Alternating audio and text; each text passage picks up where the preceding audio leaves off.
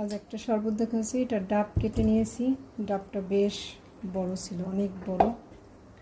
আর যারা spirulina powder খেতে ভয় পান বা খেতে কেমন লাগে বলেন, তারা এরকম শরবত খেতে পারেন আমার মতো। এই যে আমি স্পিরুলিনা পাউডার দিয়ে দিলাম,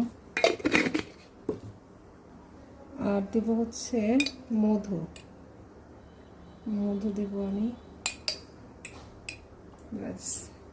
আর ডাবের পানি তো এমনিতেই একটু মিষ্টি। আজ একাদশীর উপবাস শেষে এরকম একটা শরবত শরীরকে অনেক ফ্রেশ করবে। এবার ব্লেন্ড করে নিচ্ছি।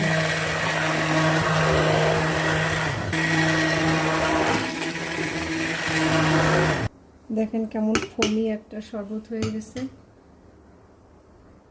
এবার এটা ঢেলে নিচ্ছি। এটা তিতিরের জন্য। বাচ্চাদেরকে এরকম আকর্ষণীয় করে দিলে বাচ্চারা অবশ্যই খাবে। যেমন তিতির এটা দিলেই খেয়ে নেবে। আর এটা খেতেও সুস্বাদু, আর উপকারিতা তো অনেক।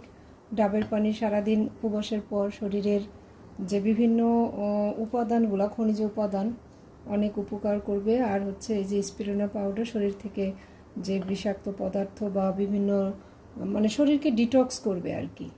কত সুন্দর একটা শরবত।